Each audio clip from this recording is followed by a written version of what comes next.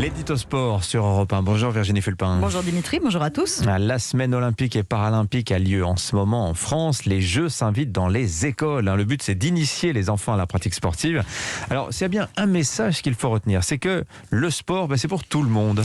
Vous avez peut-être entendu parler d'Alfie cette semaine. Alfie, Oui. c'est un enfant gallois passionné par le rugby, comme beaucoup de ses compatriotes.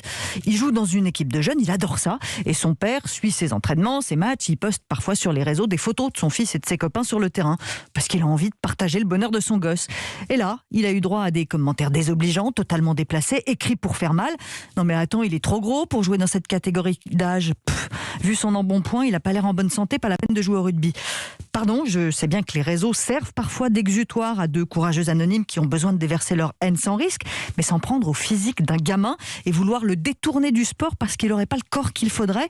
Son père a très bien réagi en expliquant tous les efforts consentis par son fils pour être en forme et en disant que lui resterait son plus grand fan.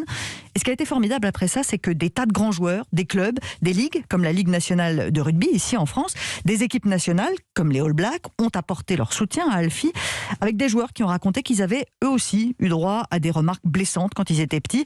Ça ne les a pas empêchés de devenir pros. C'est important pour les enfants de lire ce genre de témoignages, pour Alfie, mais pour tous les autres aussi, ceux dont on n'a pas entendu parler, et qui se demandent parfois s'ils ont leur place sur un terrain de sport. Non, le message, c'est que tous les enfants ont le droit, peuvent faire du sport. Ça tombe bien, puisqu'on est en pleine semaine olympique et paralympique. Des sportifs viennent faire découvrir des disciplines dans les écoles, avec les enseignants. Ce qui compte, c'est de donner envie que les enfants s'amusent avec leurs copains et copines, qu'ils apprennent des règles, qu'ils découvrent ensemble les joies d'un sport collectif, par exemple.